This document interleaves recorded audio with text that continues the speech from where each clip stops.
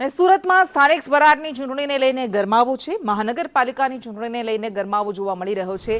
કેન્દ્રીય મંત્રી CR પાટીલે આમ આદમી પાર્ટીને ચેલેન્જ આપી છે કે જો તાકાત હોય તો તમારી 27 બેઠકો જાળવી બતાવો।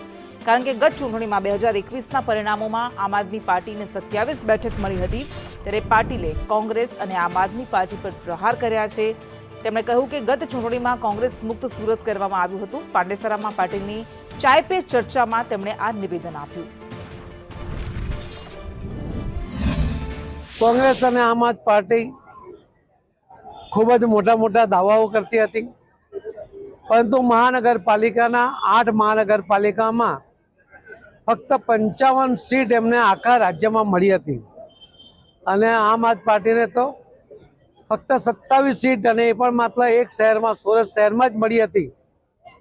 હું આમ આદમી પાર્ટીના જે નેતાઓ છે, મારી એમને ચેલેન્જ છે કે જો એમનામાં તાકાત હોય તો ફરીથી સુરત શહેરમાં આ 27 સીટ જાળવીને બતાવે, તો પણ એમ કહી શકાય કે એમણે 5 વર્ષ કરેલા કામોને કારણે એ 27 સીટ ફરીથી જીતી શક્યા છે। એવી કોઈ શક્યતા નથી, કેમ કે જેમણે એમને મત આપ્યા હતા આજે એ ભરપેટ પસ્તાય છે।